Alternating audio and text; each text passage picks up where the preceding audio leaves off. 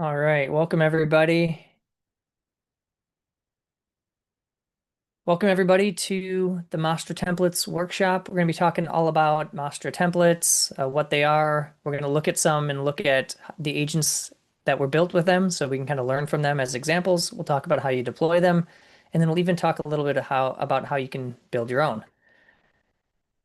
So this is, interactive. So I encourage you all to use the chat. I'll try to answer questions as I go. If I miss it, we'll try to come back. There's also, if you're in the live Zoom, there's a Q&A section. You can ask questions there. So definitely, post your questions when you think of them, and I will try to answer them as soon as I can. We'll get to most of them. We'll have some time for Q&A as well at the end. And then we will do some live demos. If you are watching this either on X, YouTube, or I think even LinkedIn, you can use the chat there and I'll see some of those messages. A little less likely to respond to those just because it's a little harder to manage all the different places that questions are coming in, but we will do our best. So let me share my screen and we will kick this thing off.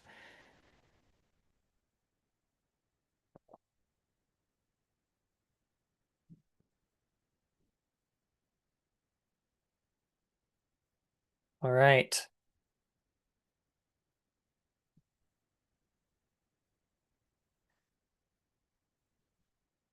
So today, my slides are not working for some reason. I don't know why it's doing that. Hmm, not able to move to the next slide for some reason. There we go.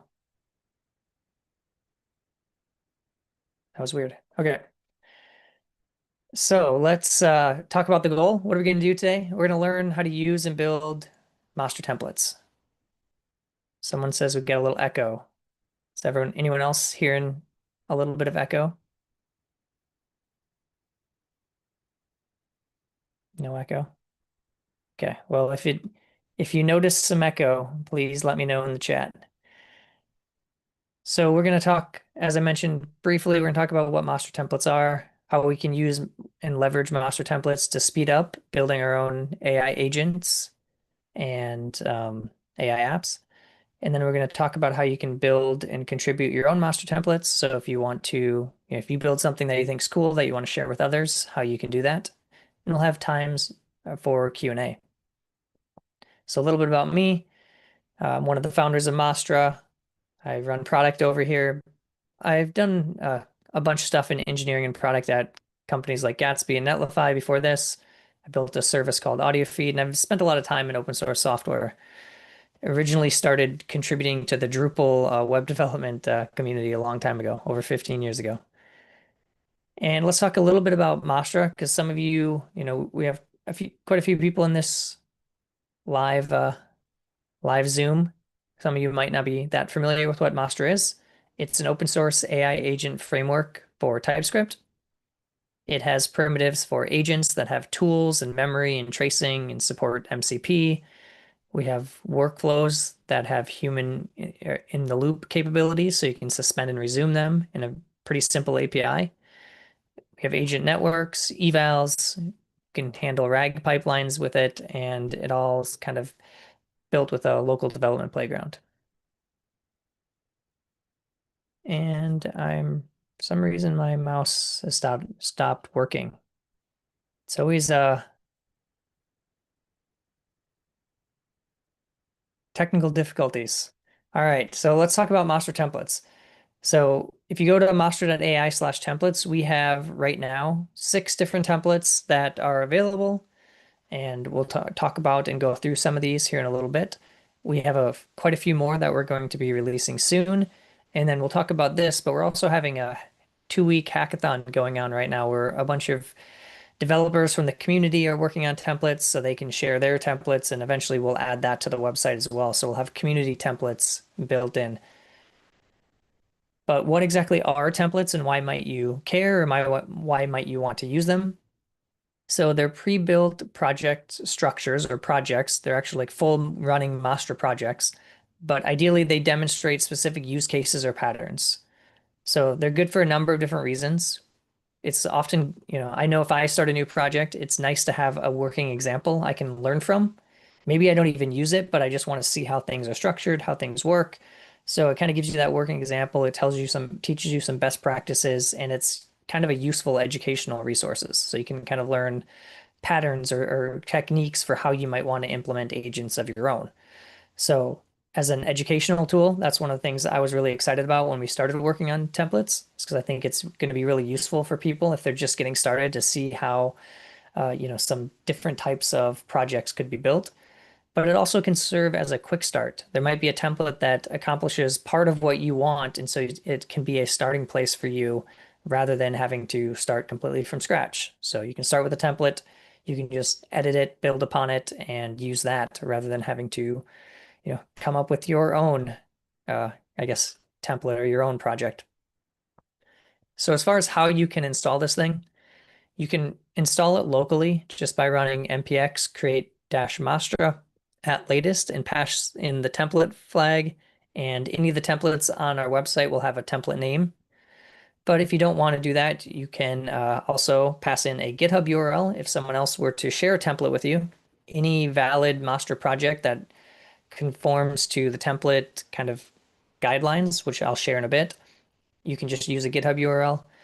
Or if you want, you can just pass in dash dash template without any parameters, and it'll give you any of the official templates for you to select and actually just install. And the nice thing about that is you can install it locally and immediately start playing around with it and running it. So it's just one command, it runs locally, and then you have the Mastra playground where you can actually test these things out. So the general flow, and I'll show an example of this. You selected a template, it asks you the project name, and then it installs it. The one important thing is you need to edit your environment file. So depending on what template you use, it might need a different LLM model for that template. And so you need to find a key for maybe OpenAI or your Anthropic key or Google Gemini, whatever the model that is being used by that template. Of course, you might want to swap that out, change out the models. You can do all that, but you'll need to edit your environment file and add your API keys. But once you do that, you can run it and you can immediately start chatting with the agents and seeing how they work. You can install these in Master Cloud as well. So if you don't want to run it locally, you just want to click a button, see it in action, you can go in on the website, click on one of the templates, click on deploy, and then it's going to ask you, give you a little information, have you select a Master Cloud team. So you'll have to create an account. If you don't have one, you can deploy the template. It'll ask you for your provider, and you'll have to, expand that and specify those environment variables that I just talked about. But once you do that, then you'll also be able to do the same thing that you could do locally, and you can chat with the agents, you can run any Master workflows, you can actually interact with it and see how it all works. We won't necessarily deploy to cloud today. We'll just run everything locally, but it's a very similar type of experience. And if you did have a template that someone shared with you, you can do this as well, where you just, you can create like a URL that anyone could deploy your template immediately with one click or a few clicks. One click to get there and then, follow the steps to actually install it. So you can install any Master template in Master Cloud. But when you're actually thinking about a template, it's useful to understand the project structure of how all this works. So Master templates are just Master projects, but we do kind of specify a few extra conventions that we recommend for templates.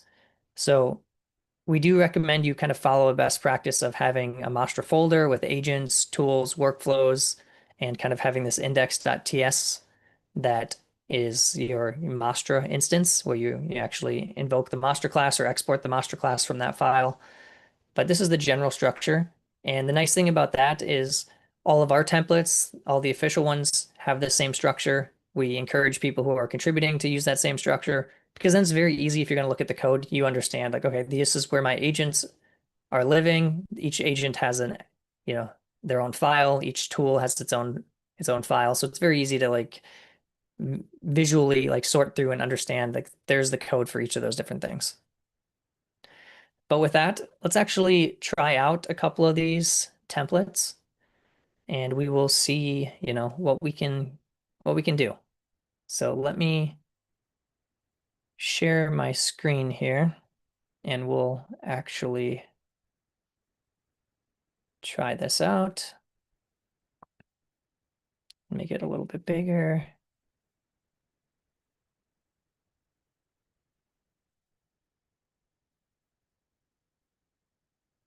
And if you do have any questions, please drop them in the chat, drop them in the Q&A, and we will definitely get to them. All right.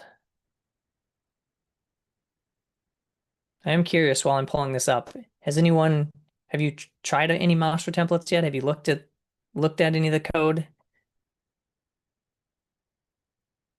Can we get the commands in the chat? Yeah, I'll drop in the commands that I'm running in the chat. That's a good idea. All right, so I think you should be able to see my entire screen now.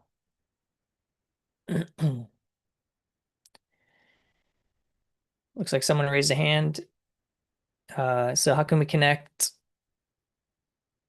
vector DBs for templates or in general with Mastra? It's a good question. We'll go through some of these examples that show how we pull in different SDKs. We can use like the look at the browser example because that uses a different SDK. We have docs for how you can use vector DBs with Mastra. And so again, if you think of a template as just a starting Mastra project, you can connect any of those vector DBs to like a RAG pipeline just following our docs. We have integrations and examples with a whole bunch of different vector DBs, whether it's Pinecone or Convex or whatever. All right, so let's actually go to Mastra templates and let's just get started with the simple one. Just a very simple, probably the easiest, most basic. We'll go to chat with the PDF. So I'm going to grab this command and I'm going to drop it into my command line. And I might already have an example, so I'm just going to put the date on here. So I know it's a unique project name, and then it's going to clone the template.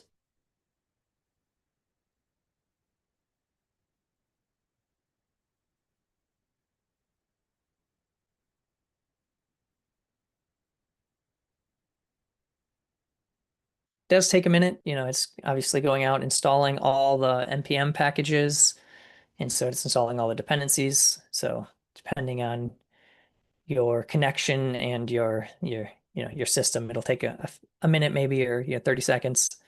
And then it says it was installed. We need to make sure we update the environment file, and we can go just change directories right into here.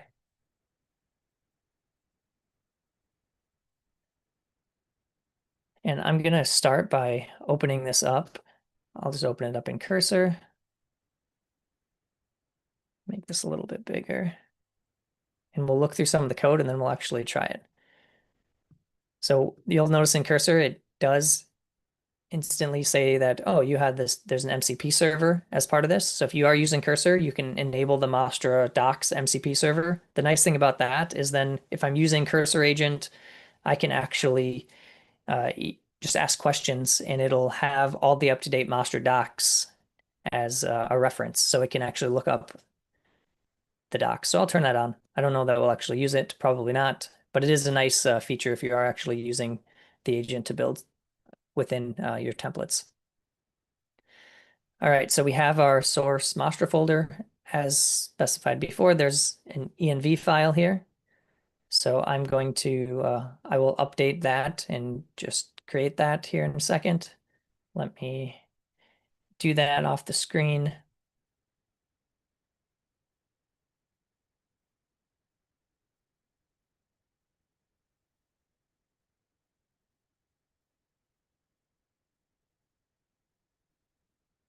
Okay, so I think I'm good there, but let's go ahead and let's run this thing now that I dropped in my environment variable, and then we'll test it out, and then we'll actually look at some of the code here. It looks like we got a lib folder, we have tools, we have workflows, so a whole bunch of different things. So I can just do npm run dev, and this should start the Mastra dev playground. And I can open this up. And I probably need to maybe zoom just a little bit. Hopefully you can all see that.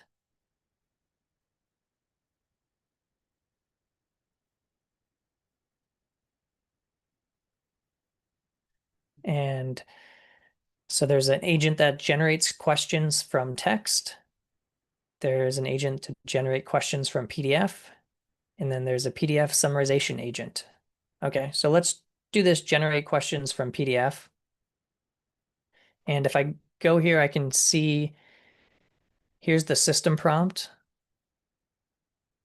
It has tool usage. So there's this PDF fetcher tool, a question generator tool. And if I scroll down or I scroll up, I can see that there's these different tools here. So download PDF tool, generate questions from text tool. So I think I should just be able to say like, here's a PDF. Can you generate some questions from it? And I have a link to a public PDF here that I believe is a chapter from Sam, my co-founder's book, Principles of Building AI Agents. If you haven't got a copy of that, go to mastra.ai/book. But I think this is going to fetch this, and it might take a little bit because it's actually downloading this PDF file. So if we look, it's telling us it's going out, it's downloading this file. It has now summarized it or gotten a summary of it. And then now it's generating questions from that. And then so then it's going to give me the summary of the PDF. So it's giving a technical overview on MCP. Here's the key points. Here are the implications. File metadata gives me information about it. So I can see how big it is. And then it generates questions, right? So this agent essentially will read in a PDF and then it'll generate a list of questions from this PDF. So overall, it's a pretty simple, right? It's not doing anything too complex, but we can actually look at the code and see how this is all set up. One thing to note on this playground is that you can configure model settings if you want to play around with different settings. You can see traces, so we can see traces of everything that happened. So this was our trace that we came in. Here's a PDF. Can you generate some questions from it? That's what I sent in. Here's the output. We can actually dig through and see uh, all the different steps that it did. It did this tool call here. Here's the second tool call it did. So you can see that I can really dig in and see what actually happened under the hood. But the thing that this playground allows you to do is iterate and test your agents, and then you'll eventually go into code and you will call the agent however you want. Maybe it's a button click in a UI, and then this agent gets called with that PDF URL or something. So or maybe it's a chat interface, right? That you have a UI, you actually have your own chat interface built into your app, and it calls out to the agent. So we provide the chat interface for you to iterate and test, but ultimately you're going to want to probably integrate in this with your own application, whether it's a mobile app, a desktop app, a web app, whatever it might be. All right. So it looks like I don't see any other questions coming through yet. So we'll just keep going. Let's look at this PDF question agent. So here is the Mastra agent. You can see that it's 70 lines. It's not too bad because most of it is just the prompt. This is just the system prompt or the instructions that the agent gets. So we can look and see it's using OpenAI. So Mastra uses AI SDK for all the model routing under the hood. So you could easily swap out an Anthropic model by just changing this import, installing a different package, and then using Claude if you wanted to, or a Google Gemini. You could easily swap that out by just changing a few lines of code. We do pull in some tools, this download PDF tool, this generate questions from text tool, and we are instantiating some memory. Memory is just allows your agent to remember previous conversations. We're just using the defaults. Depending on, you might want to use some kind of separate service or Upstash or something to store memories. There's a whole bunch of different providers that you could use. We're just using a local database to make it easy. And again, you can see this is a pretty detailed system prompt, but I've seen, when you get to production system prompts, often they're, you know, hundreds of lines rather than just 50 lines. So it's like somewhere in the middle. It's like a detailed enough where you can get the idea that you should be very detailed in how you're describing what needs to be done, but it's not so long that it's hard to understand what it's doing. It's kind of structured with giving it its capabilities, the approach, how to use the tools that it was given, its response format, and then it pulls in the model that we said, the tools, and then the memory. And this is all I mentioned. There's in this source Mastra folder. We export the Mastra class, so this is a simple file, but we do pull in this agent along with the other agents, and that is what allows the playground to interact with all these things. But it also allows you to just load this Mastra class, import this Mastra class anywhere in your code base, and you can easily get an agent and call stream or generate methods to get them to do whatever you want. And I think we'll take a quick look at these tools, and I see there's a few questions here. So the download PDF tool, that was the first tool that was used, right? When we were doing this, it just downloads a PDF from a URL, extracts text and returns a summary. The description the name and the description are very important because that is what the LLM sees, and that's how it knows when to call it. Of course, we do reference the tool in the system prompt, that helps, but providing a very clear and detailed description is good.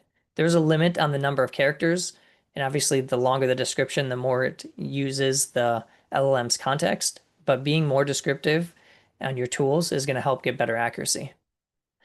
But you can see there's input schema as a PDF URL. The output schema is this, and we saw that when we were clicking through in the UI, and this is what it's doing. It's just doing a fetch. It then uses this extract text from PDF, which is just a util. And then it does call our PDF summarization agent. You can see we're using mastra.getAgent, and then we just call this agent.generate. So provide a summary. So that's how we got that summary when we looked in that code. I mentioned that there's a summary there. It's because it was using this summarization agent. So you can see you can actually use an agent within a tool. So an agent in this case is calling another agent, or an LLM's making another LLM call. All right, so are these agents, couple questions. So Peter has a question. Are these agents just deterministic chains with LLM calls as steps inside of them? Is there any non-determinism in logic traversing? So the way that the agents work is they essentially work on a loop where if we look at this PDF question agent, it has a system prompt, it has a set of tools, and there's actually the ability to set like the max number of steps. And you can see this in the UI as well. There's an option here for max steps. But essentially, this LLM is going to keep looping until it feels like it has accomplished the task. And the first step it comes in and it took my message, right? And it's saying, okay, what should I do with that message? It made the decision that I should call this download PDF tool. And we saw that when I ran it live. It called the download PDF tool, and then process that response and realize, okay, now I got a summary of this PDF. I need to now generate questions from this. And so then it called this next tool, and then it decided it was done. If I had more tools, if I gave it a more obscure task, it is choosing how often or what tools it calls. It might decide not to call any tools, but essentially it's just calling out to the LLM. The LLM is deciding, do I need to call a tool or not? If it decides to call a tool, it actually just passes that decision back to your local system. This code is not actually run by the LLM, it's run on your local system. But the LLM has instructed you to call that function. It then passes the result back to the LLM to do another step. So it is not, it's essentially a loop. It's an agent loop. So it's not necessarily just a deterministic chain. Workflows are more useful for that. We'll talk about that in a second. but there is quite a bit of non-determinism. There's a question here from Varun. What are the most effective ways to improve overall agent accuracy? Are system prompts the only method? Are there additional strategies?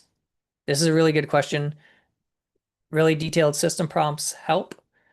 There's this idea around like input processing and guardrails. They also help to kind of make sure things don't get too far off what you need. You, if you get into production or even close to production, you'll start looking at evals. Evals are essentially kind of like tests that allow you to track and measure your accuracy over time, and then you can use maybe some data from like your users or from your tests to see that, okay, those evals didn't actually score very well. We need to kind of improve things. So you almost have this eval loop where you get some data, you realize that some scenarios are not working well. You can change the system prompt and make improvements. There are other things you can do to get better results. If you can break out certain pieces of this into workflows rather than letting the LLM make too many decisions, that's one way to get better results. Some people have found, or found as you add too many tools, the decision making starts to break down a little bit. So you will want to kind of think through maybe breaking this in, breaking into multiple agents rather than just a single agent. So there's a lot of different techniques you can do. All right, so we have, let's see here. We have another question. I've built a Mastra agent which processes a PDF and outputs a large amount of text. I'm using Bedrock and the output tokens are capped at 4096. Am I able to bypass that? That's challenging. So there's different ways you could probably do this, right? You could give the agent a tool to write, to write a summary to a file, to write a summary to some database somewhere. So they're not necessarily, uh, but I guess you still have to,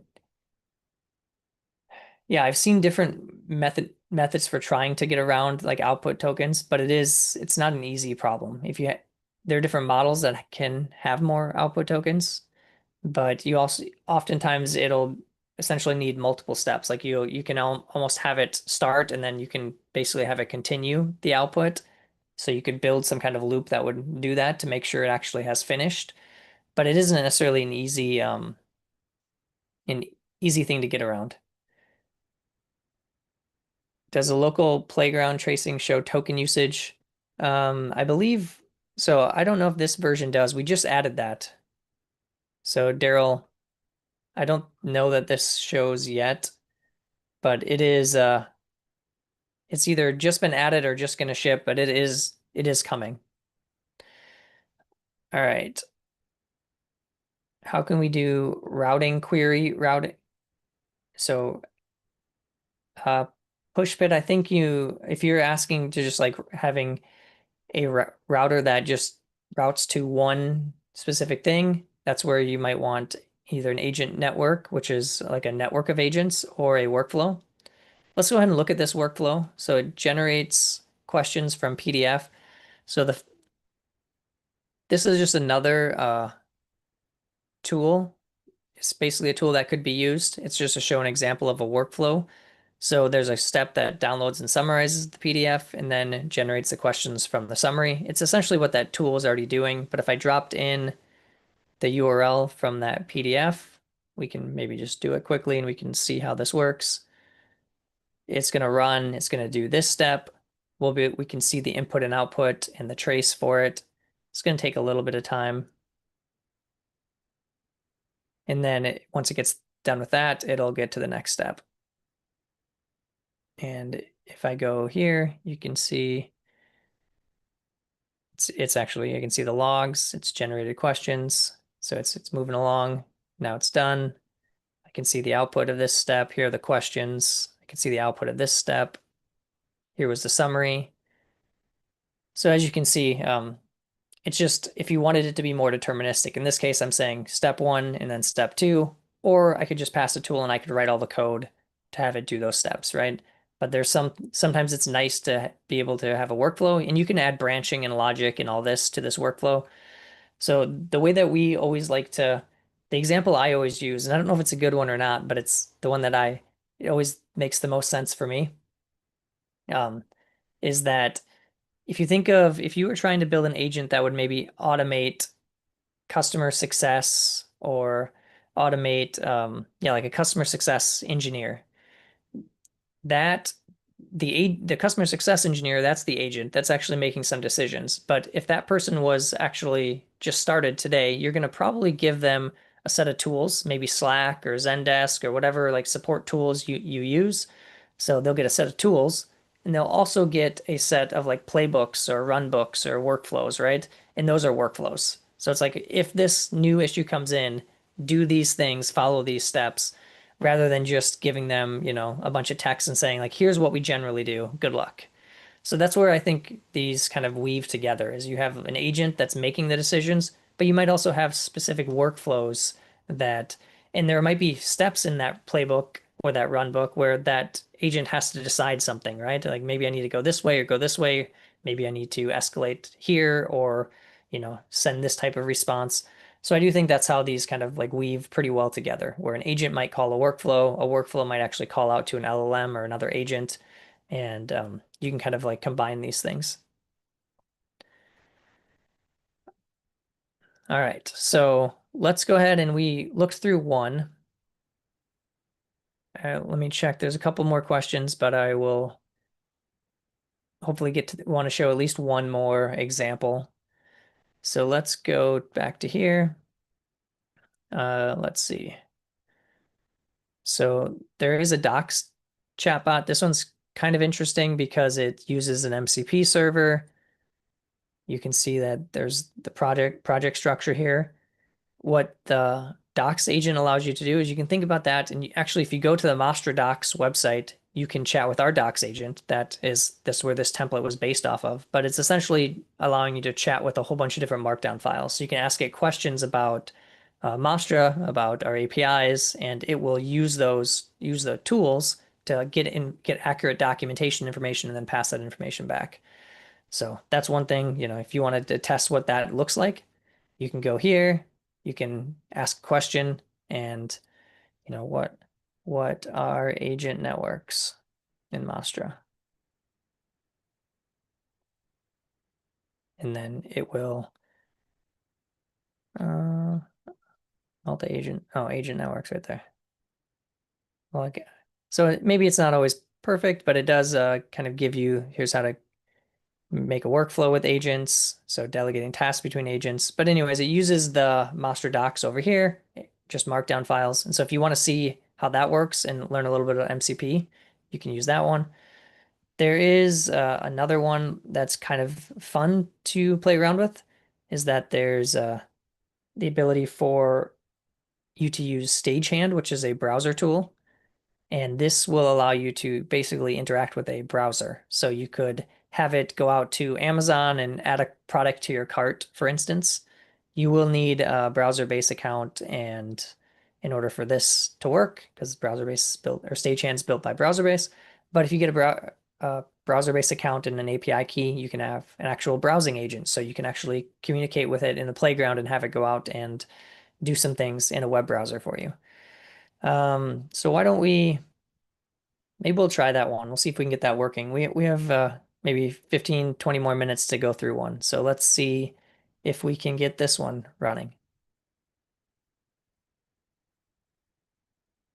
So I'm just going to copy the command and we're going to create a browsing agent.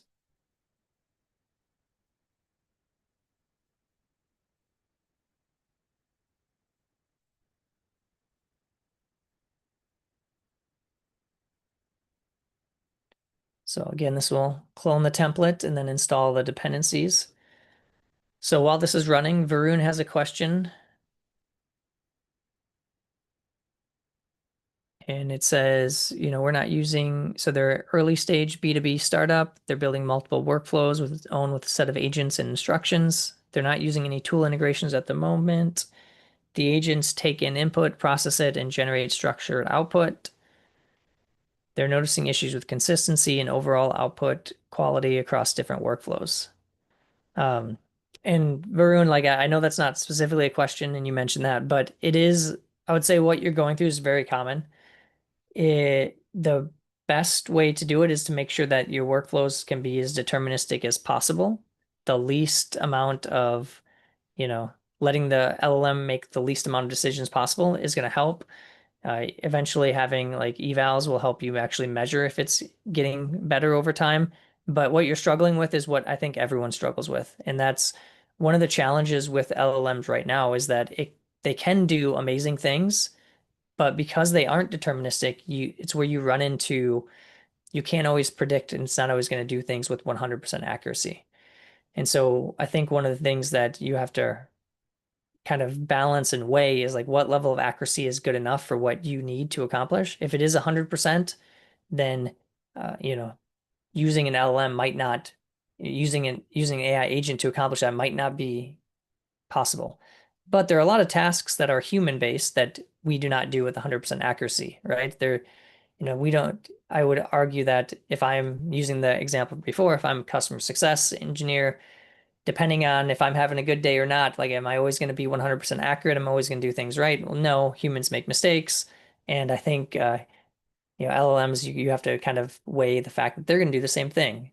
You know, the challenge is like, it's hard to, you expect them because it is code and it is a machine that it should do the same thing every time, but that isn't the case. Just like if I were to, you know, send a task off to someone on my team. Maybe they do a great job, maybe they don't, but it kind of depends, and you don't always get the same result. All right, so let's go into browsing agent, July 31st. Let's open this up in Cursor, and I don't know if I didn't really plan to do this one. I just thought it would be fun, so we'll see if we can actually get it running. I'm sure we can. I just might need to figure out how to log into my browser-based account. Haven't done that for a bit. Okay, so we need to copy in those keys. So let me go ahead and do that.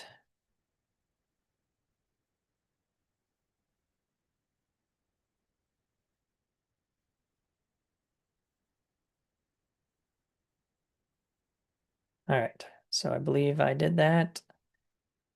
You can see that there's a web agent here. Let's look at the code and see how that works. And then hopefully we'll try to run this thing. Your helpful web assistant that can navigate websites and extract information. Your primary functions are to navigate to websites, observe elements on web pages, perform actions like clicking buttons or filling forms, extract data from web pages. When responding, ask for a specific URL, be specific. When extracting data, be clear about what information you need. And it gives you a couple different tools: page act, page observe, page extract, and page navigate. All right, let's go ahead and try it out.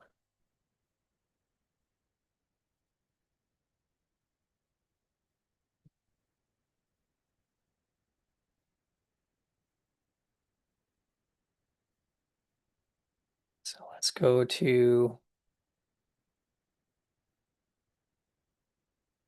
Mastra Playground.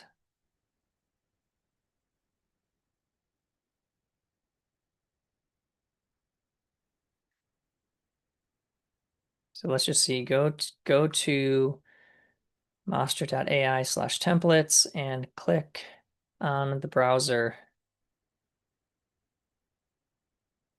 agent template.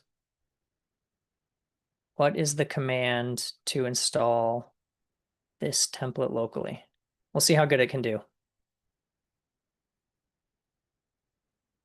So it's going to navigate, and I'm going to see if I can pull up in browser base and see. All right. And while that's running, if I go into browser base, I can see that this session is running. I should be able to click on it and see what it's doing. All right, so it got to so it's now at the browsing agent. So hopefully it actually was able to pull that down. Let's see. So you can see what decisions it made. First, it navigated to this page, which is what I asked. Then it observed the page and looked for the browser agent template. Then it decided I'm going to click on the browser agent template, and then it's going to extract and it didn't get the this would technically work, but it didn't get exactly what I was expecting, right? So I was expecting it to use the get started command, right? And but instead it looked at the repository and it made up its own mind that I should git clone it. So let's try it again and see if we can be more specific. So I'm just going to copy the same thing and let's try, what's another template? Let's have it try the deep research template. Click on the deep research. What is the command to get started? What, say, what is the get started?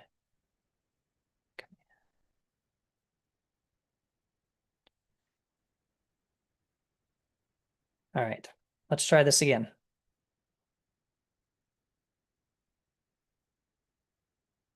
We can see if it's navigating. So it's on the templates page. Hopefully it finds the deep research.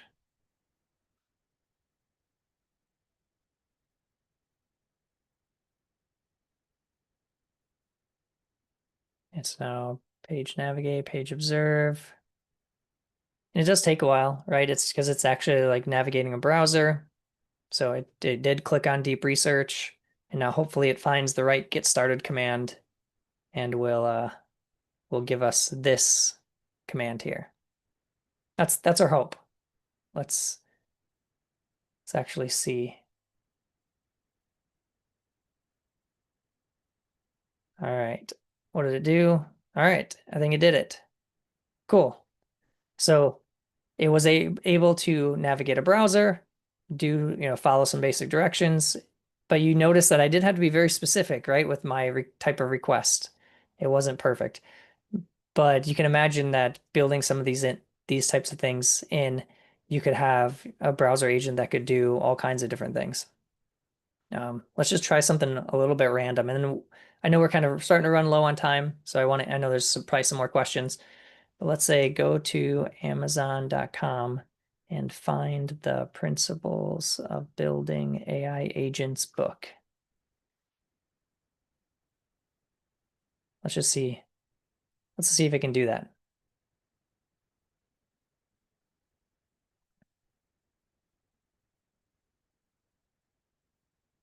All right, let's see what it does. I didn't tell it to search, I said find, so we'll see how specific I needed to be to get it to actually do what I wanted.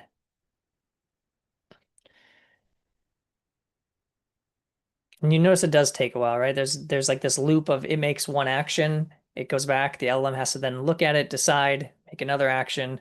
Oh, so it is searching. You notice it just dropped it in the search box.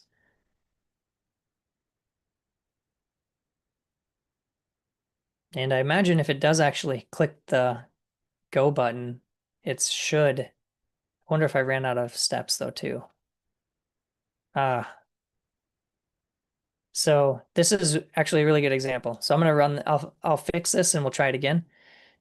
You can notice that it ran a bunch of different tools. It ran out of steps. So I'm gonna actually and I could change this if I was calling this agent from somewhere else. I'm gonna change the max steps to 15, just so I can let uh, 15. We will now let this thing run again and see if it can do it this time. But while we let that thing run, I'm gonna go through a few more slides and then answer some questions along the way. So we'll let that run and we'll come back to it. Okay. So if you are interested in knowing, like, okay, I have some ideas for agents, or I've been playing around with Mastra, and I would like, maybe I have something that is kind of interesting or unique or might be helpful to others. Because one of the things that I think, we at Mastra believe, and even from some of the questions, I think this is new to a lot of people. It's new to us. It's new to a lot of you, right? This has all been in the last few years that we've started to even think that this stuff is possible. And a lot of times that means like we have to help each other. And I think like education is a big part of what we do, what we care about. It's why we do these types of workshops.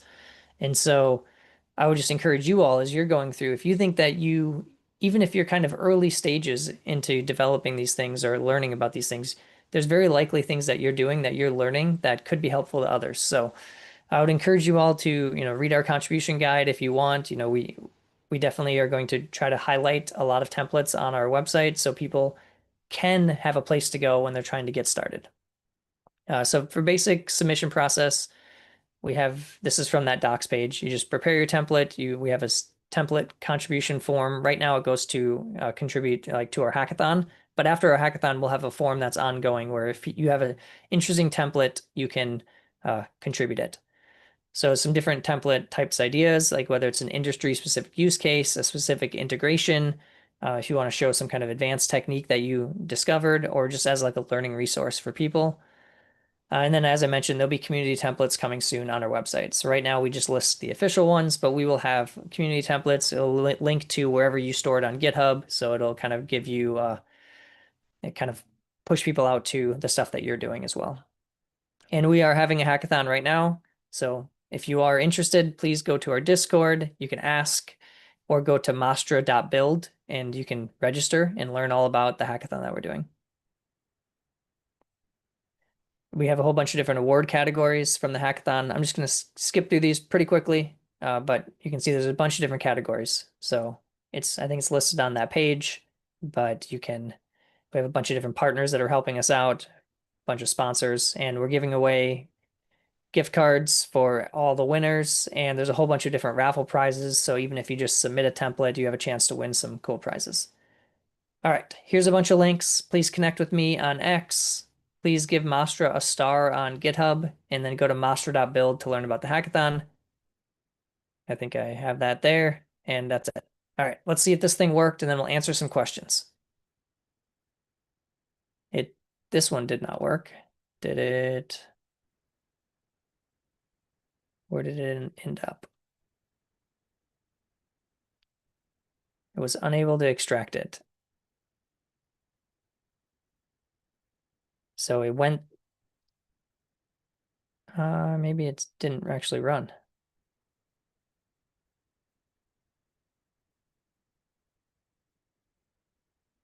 Maybe my session ended. I think so. I think there's a limit on session duration in browser base depending on the count you're on. So I imagine my session ran out, which is why it stopped. So this will kick off a new session. Let's answer a few questions though. All right.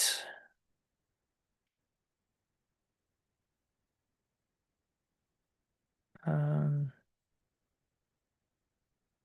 well, question from Varun on prompt engineering techniques. There's a whole bunch of people that have written a lot on prompt engineering. If you go to mastra.ai/book, you can get Sam's book. There's a whole chapter on prompt engineering. It's definitely not all encompassing by any means.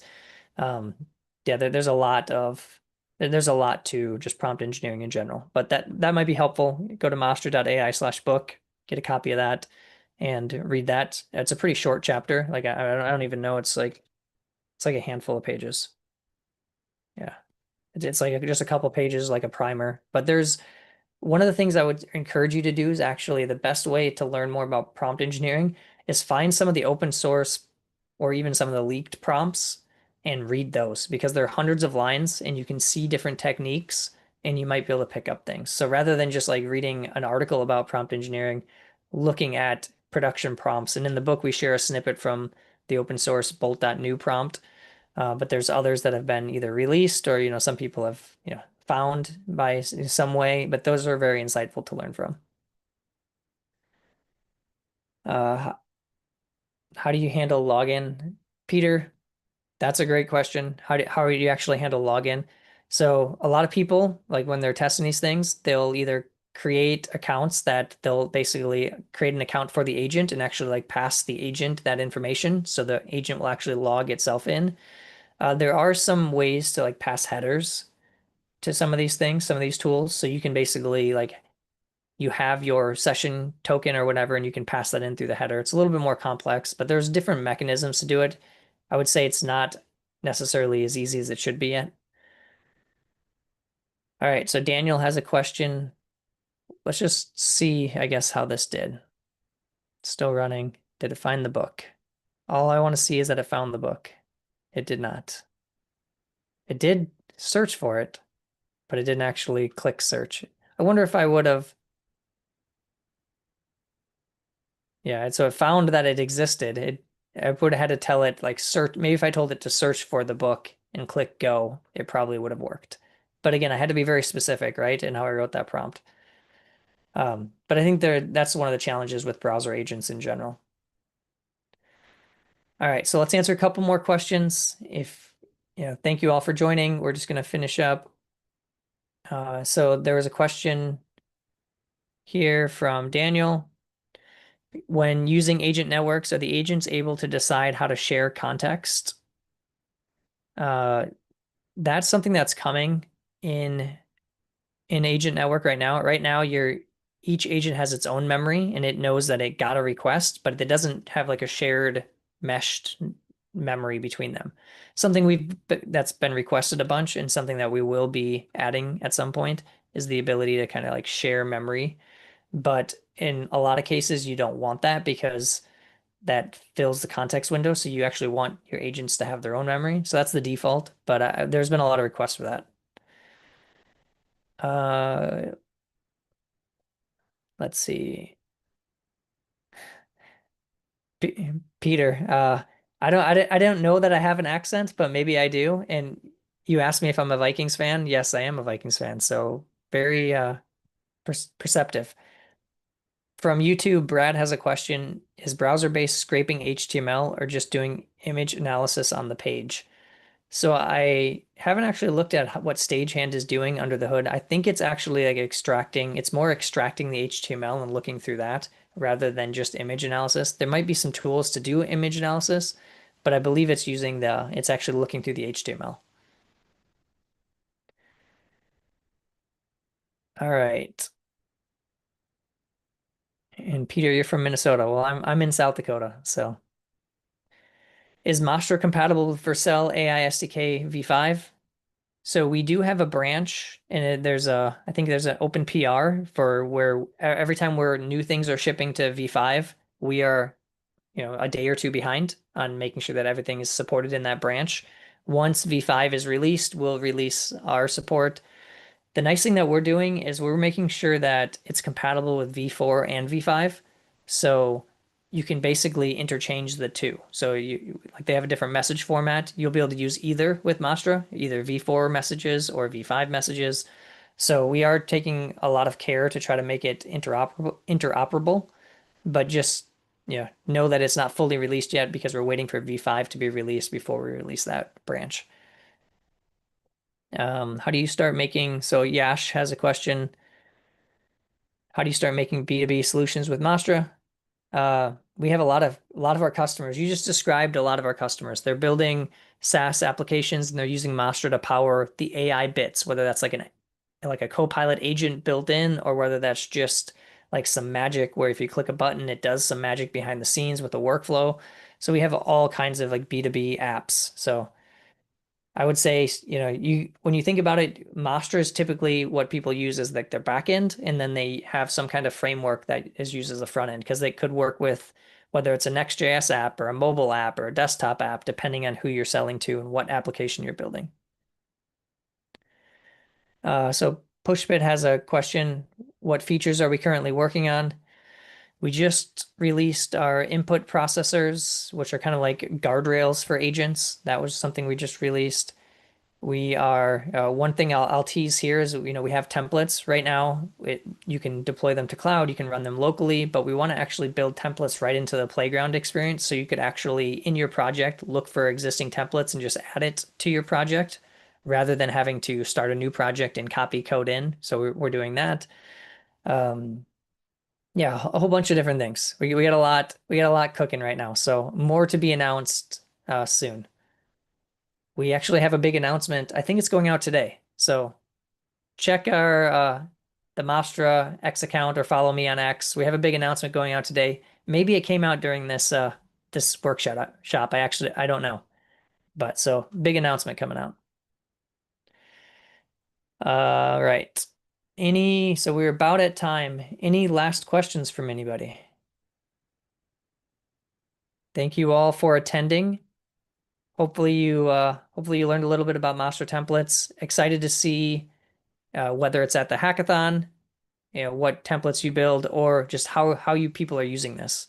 Ultimately, we want to promote more sharing of what we're learning. So this is what we thought was the best way to do this. You can share your agents and workflows and things that might be helpful to others, and we can all learn from it. We can all use it as like good starting points for the projects we're working on.